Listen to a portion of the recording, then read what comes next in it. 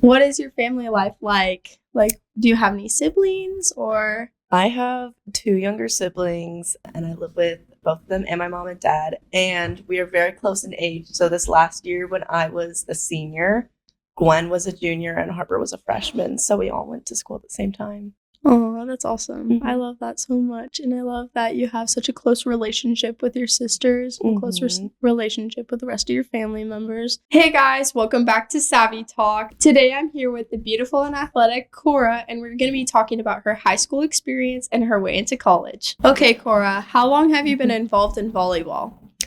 Since I was in 6th grade, so 7 years. Going on 7 years. Oh yeah? What was like your best, like your highlight, your best experience in volleyball through those 7 years? Wow. Okay, I'm going to do 2. I'm going to do one for high school volleyball and one for club volleyball. So high school, probably my senior year, going into playoffs. So we played Sprague High School, our rivals at Sprague High School, and they had won our previous game that season. So we needed to win this game against them to stay in the runnings for first in conference. And we won in 4 sets. So they did not get to do their Oli dance celebration. It was just all of South celebrating. And that was the first time we had beaten Sprague in about a year. So that felt really good. Oh, that's really impressive. 6A schools can be really hard. It's so true. We are all like so close in skill level. Mm-hmm. And then for club volleyball, I would also have to say this last season, I go to the club NPJ, and I have been on the 18 national team for 2 years. So I was on it my junior year and my senior year. And my senior year, we won a tournament in Seattle, and it qualified us to go to nationals.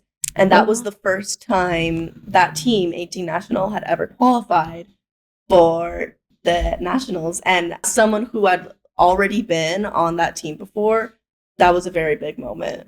Yeah, that's actually really impressive. What Thank you. position? Like, what was your role in that? So for high school and for club, I'm a middle blocker. So front row, hitting and blocking.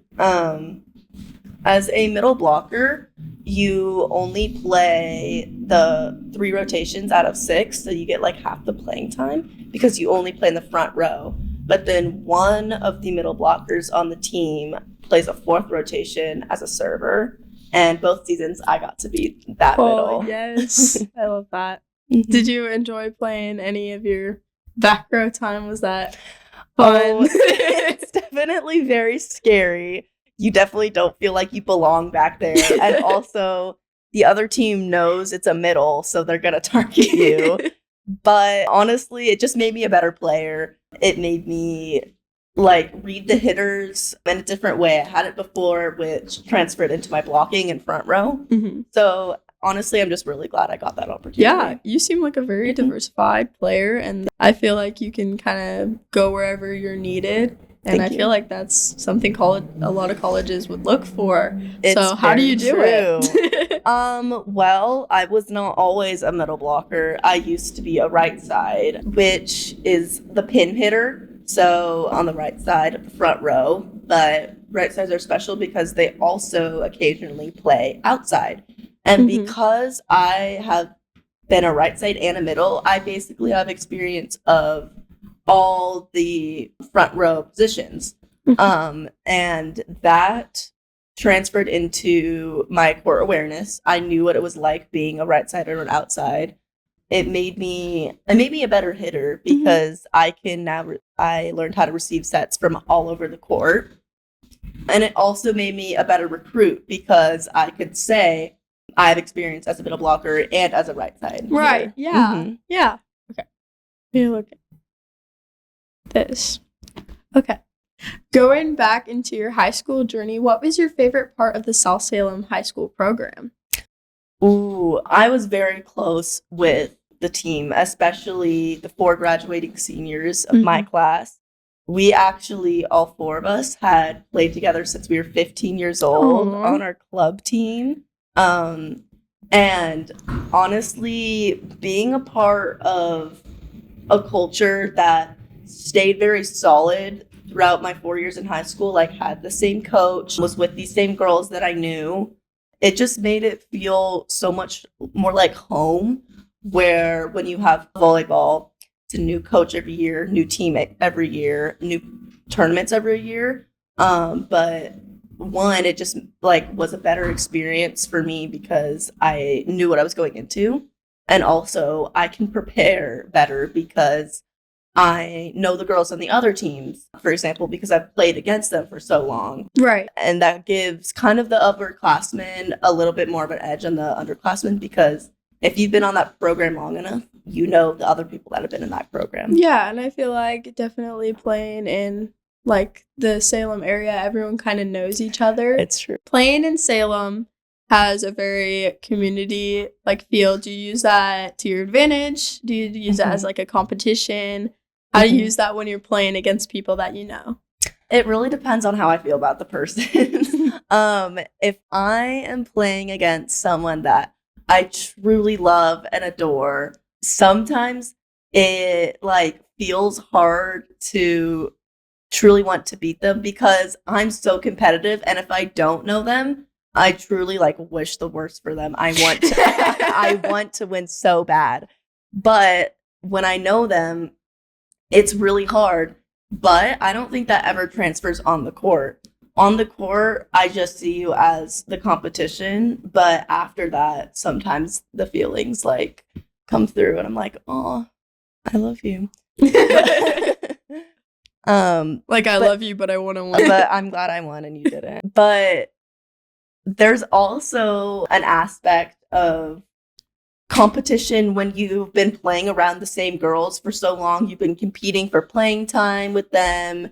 You've been competing against them. And sometimes that creates a personal level of wanting to win even more to either beat that team or beat that person.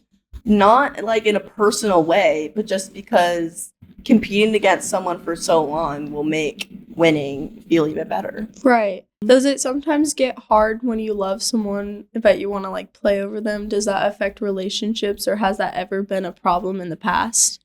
Yes, there are a lot of middle blockers, girls that want to be middle blockers. And unlike a DS or an outside, there's only one or two really middle blockers per team that get playing time at all. And so on your team, you obviously love your teammates. You want good connections with your teammates. But when you're looking out for yourself and you want to play over them, that obviously is going to even like subliminally create conflict between you two because you want something they have or they want something that you have. Right. Yeah, I'm going to ask the next question, but they probably want to pass through. Yeah. At any point, did you consider quitting? Like, any point was really hard for you in your 7 years? There was a time where I thought I was going to quit after high school, which was really hard, actually, because I love the sport so much. But playing in college is different. There's a lot you need to do, and there's a lot you need to sacrifice. And as someone who wants to put academics first, that just like creates another level to make it harder to play in college. I actually, so very unique for a college athlete, I only applied to one school where I would want to play volleyball at. All the other schools I applied to either did not have a volleyball program or were Division I, which I was not only not interested in, but probably was not realistic for me. Yeah, I get that. Okay. That kind of brings me to my next question. Why Willamette? Okay, so there were so many choices or so many aspects pointing to Willamette. I adore that it's close to home. I'm the oldest sister, so I don't have anyone in my life that like has left. I'm the oldest grandchild, like everything. I don't have anyone in my life that's left for college, and so it's very scary to me. and being super close to home makes that so much easier. My dad went to Willamette Law and had a great experience. And as someone who wants to go to law school, going to Willamette as my undergrad seemed like a great opportunity. I worked very hard in high school, and that paid off in I got a lot of merit scholarships awarded by Willamette, which was a big aspect. And where you want to go to school, you know, it costs money, obviously. And then lastly, the volleyball program is amazing. The community is like literally nothing I've ever experienced. As a freshman already, I feel like so at home. I met all of the girls before I had signed. They all took me to dinner. The coach wasn't even there. They took me to dinner. They were so sweet. I asked any questions I had, especially any questions I couldn't really ask the coach. And then also the coach, Lily Halleck, she is amazing. I love the fact it's a strong female leading the program. That's very cool and feels better going into. And then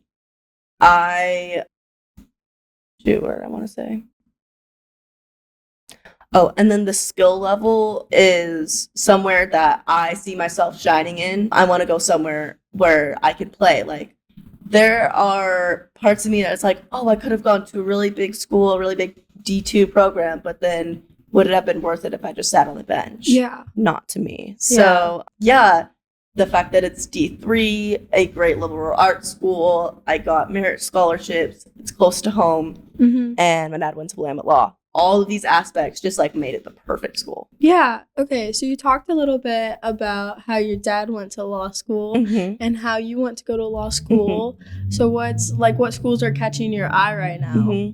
You're looking for? Well, wherever I attend law school is probably where I will take the bar, and where I take the bar is probably where I will live for like the foreseeable future. So that's like a very heavy decision. Yeah. But I have traveled the US a lot for volleyball, and I'm always like, I think Oregon's better. Yeah. So I know it's definitely going to be on the West Coast, but honestly, it's probably going to be somewhere in Oregon. And the best law school in Oregon is arguably U of O. Yeah. And so, I don't know. I think that's probably my top choice at the moment, but I still have 4 years of undergrad to figure it out. Yeah, of course. So, did you have a good relationship with your dad, and is that kind of the reason why you wanted to pursue law, or did you kind of find that by yourself? I love my dad. Yes, he's definitely a role model of mine. He has been a lawyer at the same firm since before I was born. And because of that, I've seen him like rise through the company, and now he's one of the top dogs. And that is super interesting to me. I have always been like hardworking and striving to be at the top. It's shown through volleyball, but I also want to show that through my career. And so I want to have a career where if you work hard, you will like pretty much guaranteed shine and rise. And so my dad has been a role model in that. And then other than that, I always loved working with people. I've been like a coach with volleyball and swim, and I love being around people, collaborating. And my dad is a lawyer in real estate and land use, but personally, I don't know if I want to follow in that path. I want to be something that more caters towards helping people, working for the state, being an attorney for people in need. Yeah. Speaking of role models, you've always been a huge role model to me. I've always looked up to you, because you're a very successful, well-spoken woman, and that's what I strive to be. Thank you. So what is some advice that you give to young women that look up to you? Wow. Oh my gosh. That's crazy. I would say when you are in a place that everyone is trying to achieve the same goal, like a tryout or something, put yourself first. That does not mean like put other people down. Yeah. But yeah, let yourself shine, put yourself first, showcase what you have. I would also say make connections. If people know who you are and appreciate your character, they're going to want to help you succeed. And that also means making sure your character is something to be proud of. People are always watching in sports communities. You know, you're part of a brand. And so you truly have to be the best version of yourself. Mm-hmm. What are some of your core values and things that you like want to project to people? Mm-hmm. Let's see.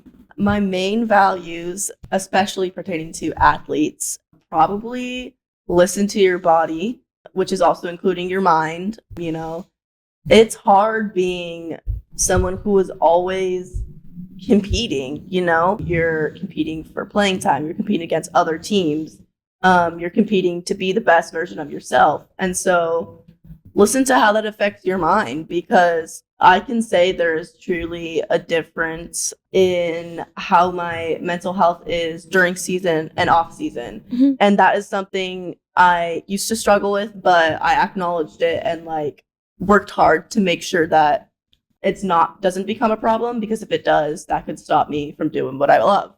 Yeah. And then, yeah, also physically listen to your body. I've been someone who's dealt with many injuries and setbacks, and there's nothing worse than not being able to play. So yeah, like just do whatever it is that's going to make you the best version of yourself. Diving into some of the mental health stuff, was it ever hard for you to manage being a student athlete and trying to keep a healthy mindset on top of that? I know it can be really challenging for people in high school age to keep it together as is, but you seem really successful with everything that you're doing. Like, how did that take a toll? Yes, so that was a big challenge of mine, especially my sophomore year, which was the first year I was on varsity. My freshman year, I was adjusting to high school. I was on junior varsity, which was not really in the spotlight. And then I made varsity, and it was the biggest switch ever. Like we said, it's a 6A school. People are watching, like the gyms are crowded every home game. There are literally photographers. It's like, it's live streamed. Everyone's watching you, which is so cool. It made me feel like important, loved. It was very cool. But then also it made every little mistake so much worse to me, because I'm like, everyone saw that. Everyone knew that was my fault. This, and this. That is something I genuinely had to work through with myself. And I think the person that helped me work through it the most was my mom.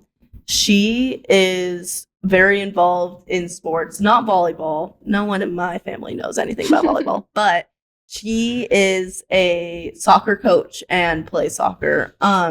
And so she knew what it was like to be a young athlete. She coached them all the time. And she told me that, first of all, it's not as big as I'm making it. Like, everyone on both sides of the court is making mistakes. That's how the game works. That's how you win the game. And second of all, what am I trying to say? Second of all, if it's impacting you, step away and take care of your mental health first. To me, that looked like maybe not debriefing every single thing that happened in the game in the group chat after the game when emotions are high, or maybe thinking to myself what I could have done better instead of saying out loud, "Oh, that was so bad. That was so bad." And truly just changing your mindset into growing moments. Because like I said, it was my first year on varsity. I was young. It was only my second year in high school. And she just told me to think about how much I can grow. And as a graduate now, I see how much that impacted me, how my mental health got better through the years, and how that made me a better athlete overall. Yeah. Do you think with like our generation, it can be a lot harder because everything feels more publicized? So it's easy to feel like you're always being criticized and judged. Yes. How do you think social media takes a huge Yes. So I would put a lot of the blame on social media. You know that we have a lot of public accounts We do. run by students specifically targeted towards like beating down on the other sports teams. Yeah. And on one aspect, it's like, oh, that's so fun. It's like school spirit. But when you see the other schools' accounts and that, it's like, oh, that's me making a mistake. They're posting it and saying how bad our team is. Yeah. And that is something that like definitely was not always there. Yeah. Very new, but has now become a part of being a high school athlete. That there are people that don't want you to succeed. They want you to fail. They're rooting for the other guys. And it's very, very publicized, which like without social media, you wouldn't know that, oh, they think you're bad or anything. Right. And diving kind of into that whole high school piece, sometimes it can be hard to deal with it in school. But when we come out of school, we just kind of want to break from it all. And I feel like sometimes social media kind of stunts that from happening because it's like your mind is constantly processing what people are thinking about you. Because people post things, maybe they post something that could hurt your feelings, or they post something that could affect you, or they're just posting something and you think they're absolutely flawless and you're like, oh, why can't that be me? And I feel like that plays a huge role in high school nowadays, and that's really sad to see. But I feel like you do a good job managing that, and I feel like I never see anything negative coming out of your mouth. How do you keep it under control when you have emotions or anything like that? I think the thing that keeps it under control for me is I know that everyone will see that. That will follow me for the rest of my life, you know? Just scary to say, but like I said, you're a brand. You're part of a team. You're part of a school. You represent something bigger than yourself. And so when I get in those emotions where I'm mad at someone or I want to say something bad, I think about it truly and say, okay, well, who's going to see this other than that person? Truly everyone. And that's not my goal at the end of the day. I'm like, no, that's not what I want. So I just kind of keep it to myself. I talk in person, not like publicized, to people who I trust and who can relate to it. So teammates, other people who are in the volleyball community, coaches, counselors. I did find a lot of help in counseling through my high school years. Yes. And all of that, literally speaking and getting my emotions out, first of all, put it into perspective. It's not that big of a deal. And second of all, made it so that it was truly just my emotions and not me sharing how I feel to everyone, which could potentially be hurtful. Okay, I actually love that. That wasn't even part of like the plan, but I like how we dove into that. Okay. What kind of accolades did you receive, athletic and academic, while you were in high school? Let's see. Athletically, I received 5 or 6 varsity letters. So for 3 years of varsity volleyball and 2 years of varsity flag football. For volleyball, I have a 5th and 6th place trophy for 5th and 6th in state. I was voted by my teammates most improved and most inspirational my junior and then senior year, which honestly, that's probably my most meaningful award because it was voted by my lovely teammates who know me the most. Yeah. My senior year, I was 2nd team All-State for being a middle blocker. Yeah. And then for academics, I worked very hard and was salutatorian. Oh my goodness. That was very exciting to me. That was 4 years of hard work, really. I earned merit scholarships from Willamette because of my high academics, which was very exciting because that was just one more thing pointing to Willamette. I think that's good. I think that's good, yeah. So I feel like as someone in high school, I'm really worried about the college journey and the recruitment process. Mm-hmm. Did some of those achievements help you in your way of recruiting, or how did you put those in there? Mm-hmm.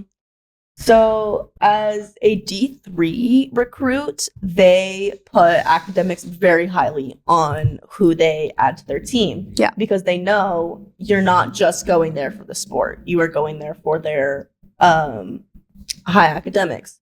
So when I first reached out to Willamette, I had about a 2-minute video of highlights from just that season. They just want to see what you're like now. They don't really care what you were like 2 years ago.